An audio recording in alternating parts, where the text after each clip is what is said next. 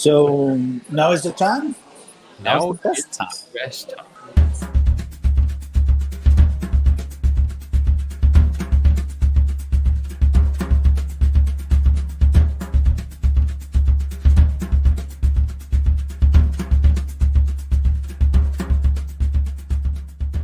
So the subject of this week's top three is our top three lounges in Walt Disney World.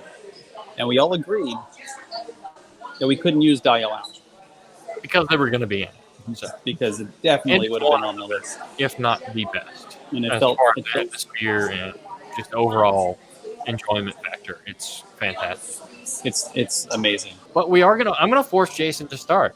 What's your number 3? Why do now I'm trying to remember the order of them. So I'm gonna go with the one that I remember. And here we go. That's not good. There we are. I fixed it. We're good.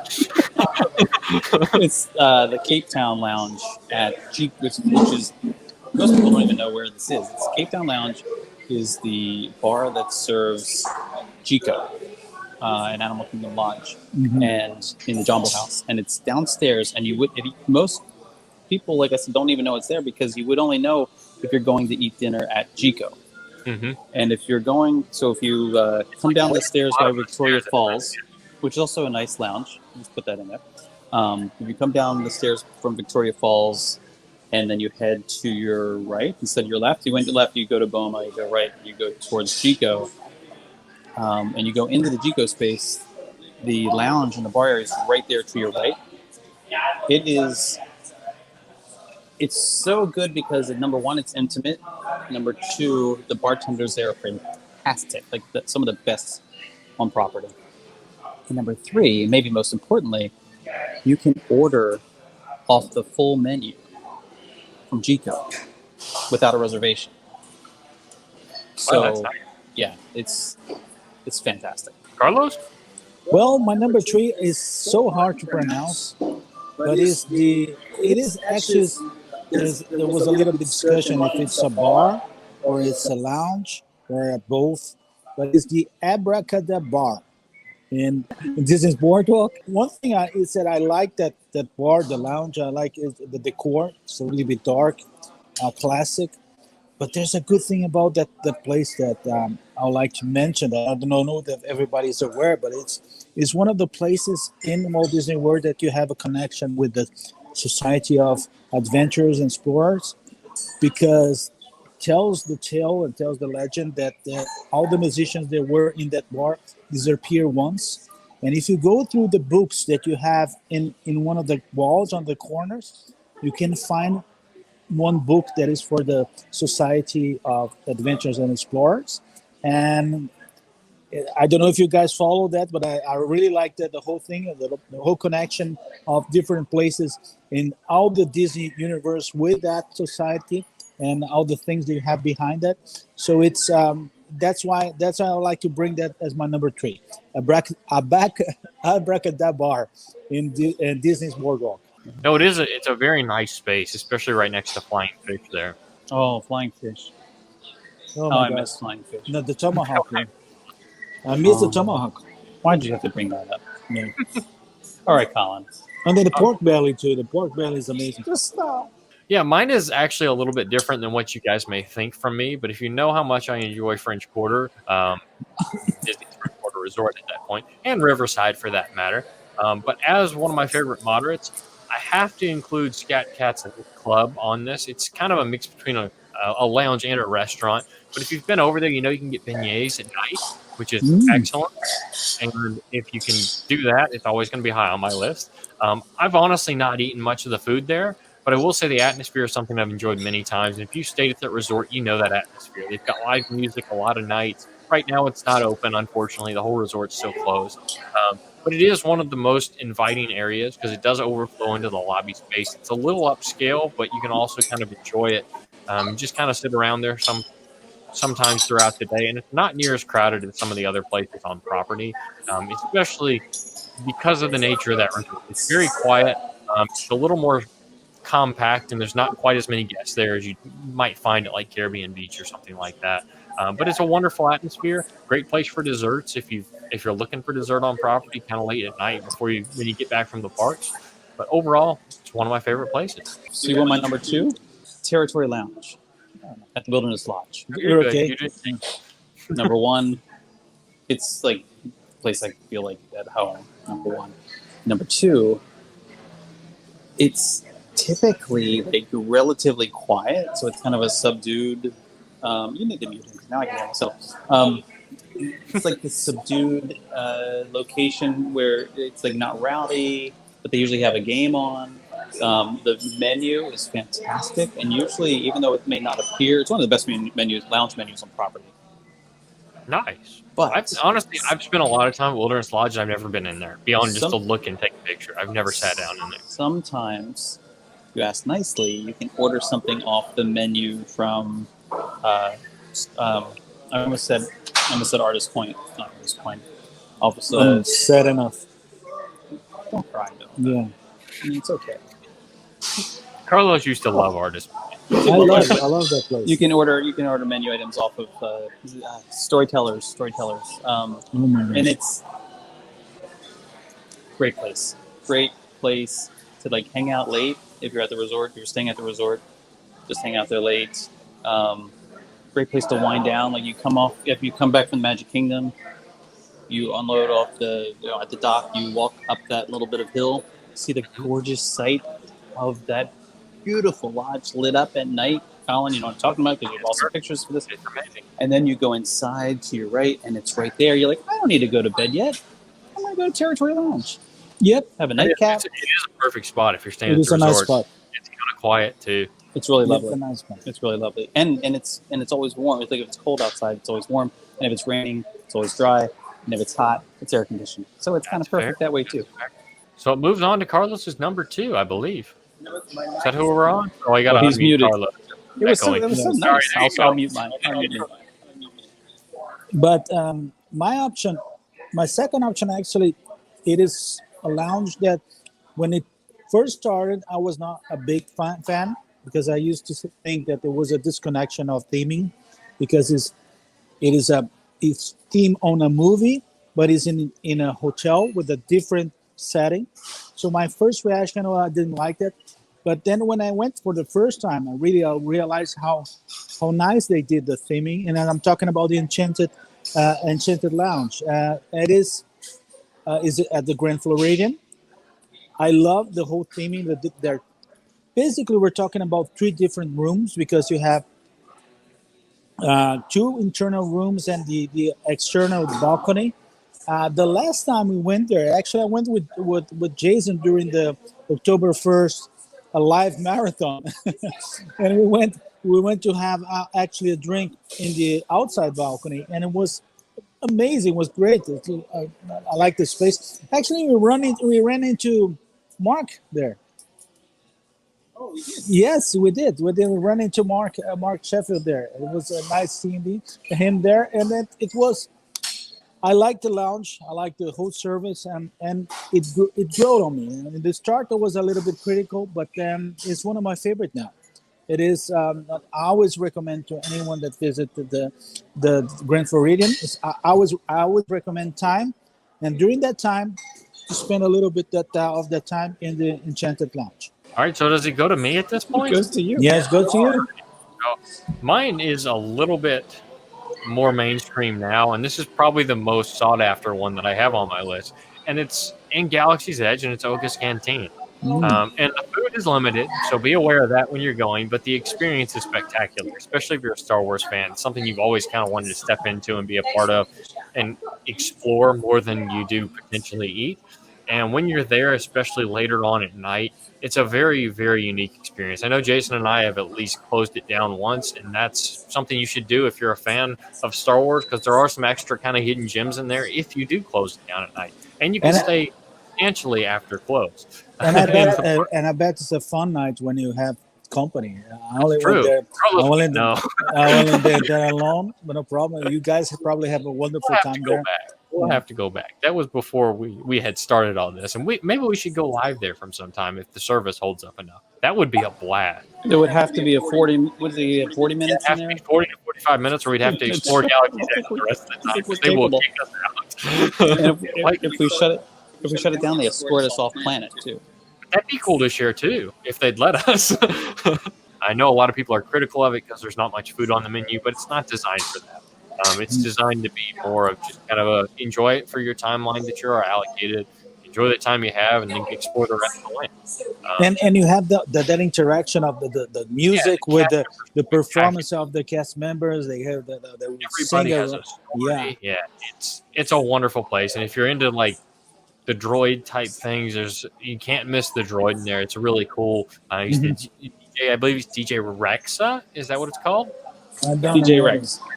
And you're right, because Olga sets a different standard. I think it is a bar, a lounge, but it's an amazing experience. So in terms of experience, I think Star Wars Galaxy's Edge bring that to us here. You very much feel like you've left a theme park. It feels like you're in a different space, and it almost feels like, this is gonna sound stupid, but it almost feels like heavy, like you've changed like location, like physically, like you're in another world type of thing. I guess that's what they're trying to portray, but it's very, very unique. So my number one, and just because he's going to throw me under the bus if I don't tell the story. Yes, when we're going through the list, I had this long list, and I had narrowed it down to like 9, and I was trying to get some help from people, members of the Here with the Magic Cafe. Thank you so much for your help. And I was like, kind of like, I feel like I'm forgetting something. And Collin Kendall so generously says, what about the wave? I'm like, dude, like, it was embarrassing. It felt like I'd forgotten a child. It was Jason. It's horrible. It's like, I like that you pulled away when you was cleaning his camera. So anyway, wave is number 1. Wave's number 1, and it's not because it has the most like unique feeling. It's not because it has the best theming. It's not because it's. I know that's like it's because number 1, it's super reliable. Like it's you can always get a spot in there. If you can't sit at the bar because it's too crowded, because of course they're keeping people spaced apart, you can always sit in the lounge somewhere. There's the bar area, and then there's 2 separate lounge spaces. I think because we don't have pictures here tonight, we should post them maybe tomorrow or over the weekend on the After Hours Facebook page. We'll post pictures of these various lounges, plus the honorable mentions that we won't get to, plus everybody else's favorites. But also, there's this space. You have the bar space, but then you have these separate lounge spaces, like they're like little alcoves with cool lighting, really cool acoustics. It's open really late. Like it may be the latest actually. I don't know right now, but during normal times, these are not normal times, but during normal times, it's open, I believe, until midnight, and that's pretty late. And I know they do stop serving food, I believe, at 10 o'clock, or at least they have they go from a limited menu to a really limited menu. But it's open late. Number 1. Also, the food. Like the food is amazing. The lounge menu. Speaking of food, I am being completely honest here. I love the Wave. You guys know I love the Wave. I've eaten at the Wave since we moved to Walt Disney World in December of 18. I've eaten at the Wave more than any other restaurant on Disney property. More than any other restaurant in Orlando. Just surprising. Okay. But it's not, because the food's so good. Now, and Collin, you and I have had a great meal there. And the lunch is fantastic. The lunch, if you go to the Wave looking for great food, go at lunch. It's because you have the most variety in terms of the various menus. If you go to the lounge, like in the evening, the lounge menu is better than the dinner menu in the Wave. Wow. I don't think I knew that. And if you do go to dinner, the best things are on the lounge menu. And if you go to dinner at the Wave, be sure to look in the app, because they can't hide it from you now. It's not like it's okay that they don't bring in a piece of paper, because it's in the app. So look in the app under the lounge menu. If you're at dinner at the Wave, and you'll see things like bacon and eggs. Wow. Those things are. It's. I mean, you have to order bacon and eggs, and bacon and eggs It is amazing. It's like 2 slices of pork belly. These poached eggs, all sitting on a bed of, I think it's grits, right? It's good. Really? It's grits. Yes. You don't even know. Who knows? It could be ambrosia. It could. We don't know. It could be nectar of the gods. It's that good. Wave Lounge, because of the location, it's closest to my house, because of the hours. And it is in the Contemporary, because that was one of the questions. Yes, Elena is asking. But the location is also important because you can walk there from the Magic Kingdom.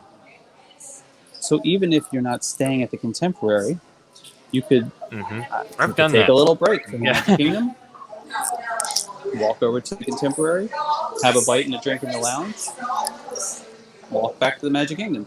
So let me go to my first one. And my first one actually is one of, I already mentioned here, and I will mention again, and it's inside the park, is in Disney's Animal Kingdom, is the Nomad Lounge. And I think in terms of lounges, it's probably the best one for me. The food is great. The food is amazing. I know that they changed the menu now, and that's why I'm trying to not to go to the Nama Lounge, just to because the previous or the past experience was so good there. But it's amazing. It is great, and it doesn't matter if you can sit outside. You know, the area outside is beautiful, but even inside is great. A good selection of drinks there, but mainly for the food. The food it is great, and I love Tiffins. I used to love Tiffins, but Nama Lounge start even to shadow Tiffins for me because it's great. So there's a great question in the comments, and Doreen Taza I'm sorry if I just butchered your name, asking if are all of these lounges adult only, and no, that's not the case. And the vast majority of them, actually, I don't think, if not all of them, I think kids are welcome. Yeah. No, they're not. They're not adults only. Well, I guess that goes to me as number one, isn't it? Or is it Carlos now? Carlos already said his number one, right? Yes, just all right. Well, I don't know if mine even counts, to be honest. They said I could do it, but hey, I'm going to throw it out there. Yeah, mine's Geyser Point, and they gave that one to me because I'm kind of obsessed with Wilderness Lodge, as you all know too well.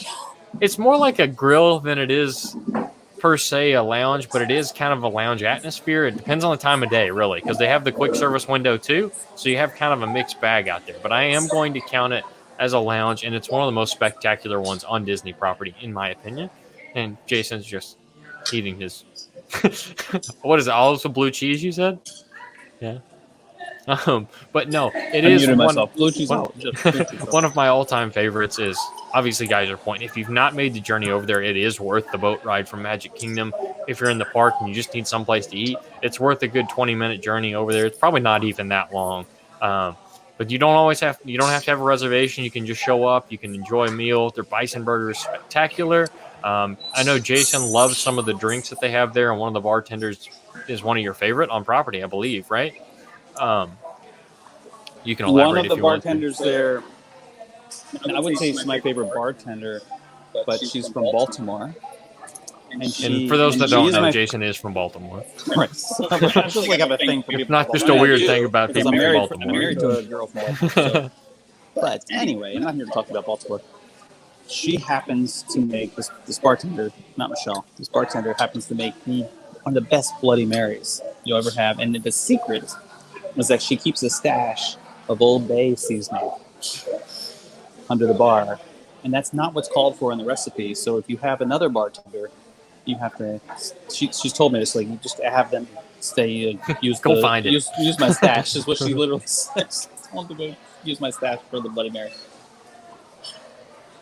Oh, and people are saying Trader Sam's apparently no kids after 8, but before that you can, which is nice when they first open at 4. So if they want to experience the atmosphere without necessarily the crowd, that's a good point, because I think we have in Trader Sam's in Disneyland, We have which I saw, but I didn't go in. We have Unfortunately, taken our kids into early, but it was like in the late afternoon Mhm. period. Yeah.